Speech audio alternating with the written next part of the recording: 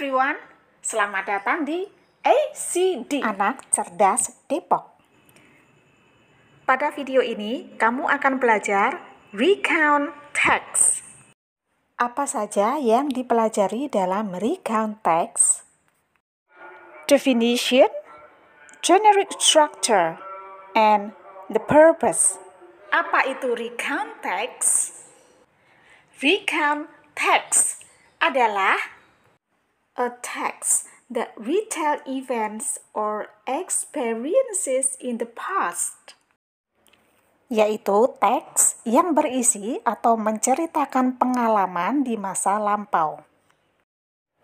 Generic structure terdiri dari orientation, Artinya pendahuluan cerita.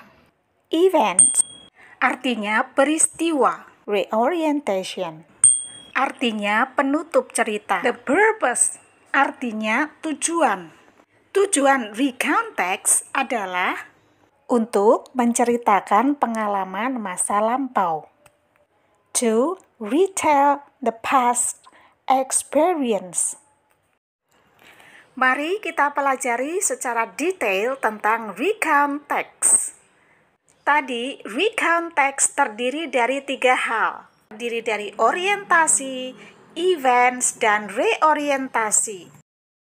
Orientasi artinya pendahuluan cerita. Pada paragraf orientasi, berisi tentang siapa yang diceritakan, kenapa bisa terjadi, di mana kejadiannya, dan kapan kejadiannya. Paragraf kedua berisi event. Events adalah cerita inti. Bisa ditulis dalam beberapa paragraf. Events tells what happened in chronological sequence. Berisi tentang peristiwa yang terjadi secara berurutan. Reorientation, yaitu penutup cerita. Reorientasi berisi kesan atau pesan tokoh pengalaman tersebut. Consist of optional closure of events, atau rangkuman peristiwa.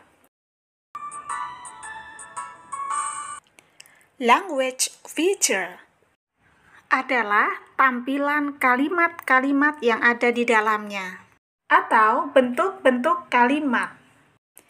Using past tense, past continuous tense, past perfect tense. Jadi, bila kamu menulis recount text, kalimat-kalimat yang kamu tulis menggunakan pola kalimat past, karena sudah lampau. Temporal sequence, menggunakan urut-urutan temporal, misalnya on Monday, on Sunday, on Tuesday. Focus on specific participant.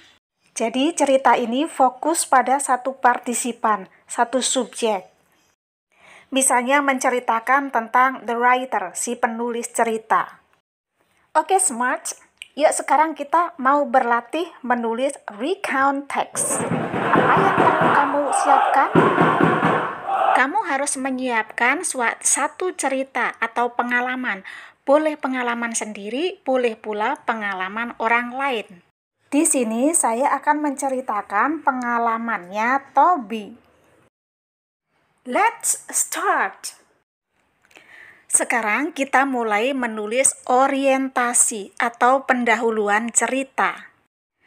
Pada penjelasan tadi, orientasi berisi tentang siapa, mengapa, atau apa yang terjadi, di mana, kapan.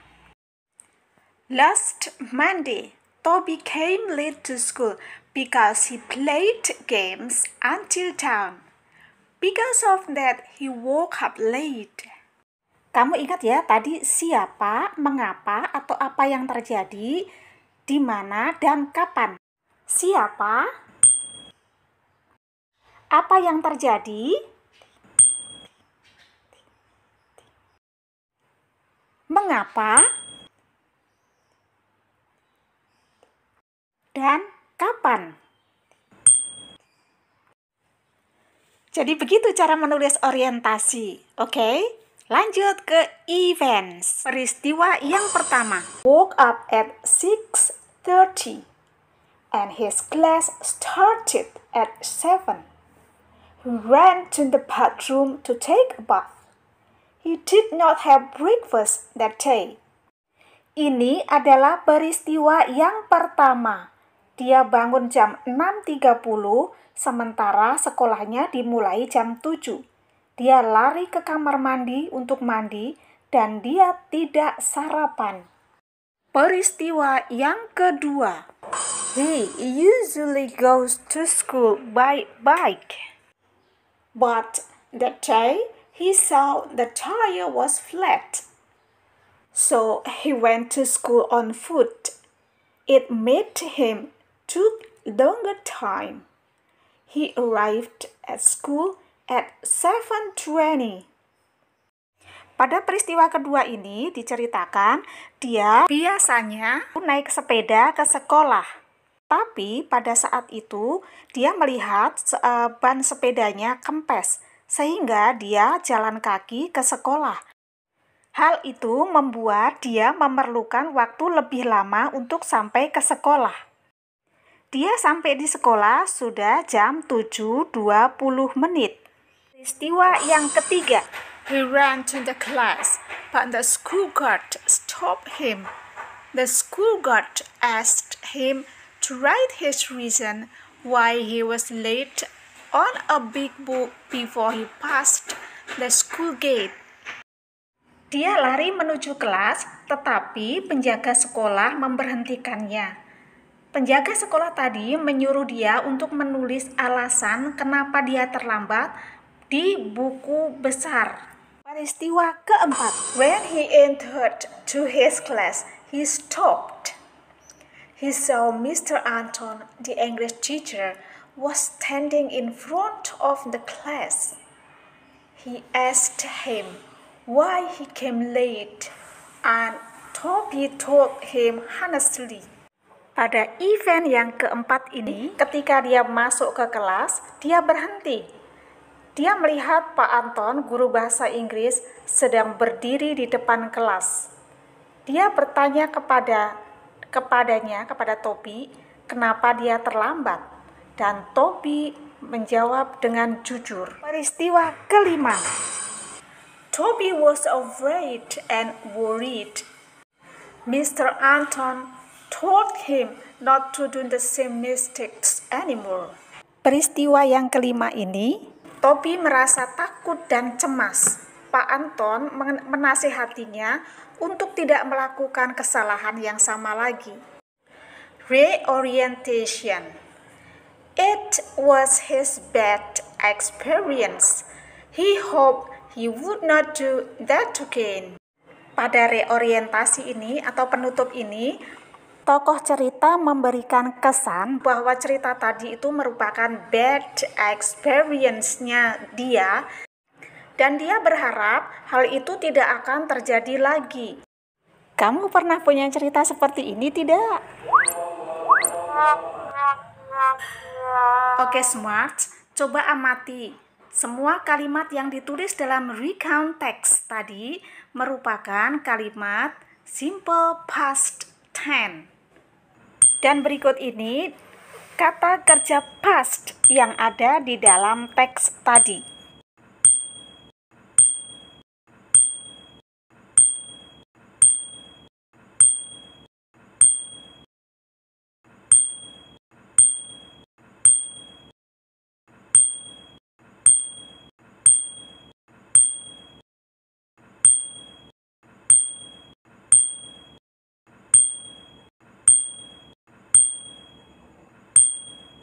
Dan ini hasilnya dari recount text yang baru saja kita pelajari tadi.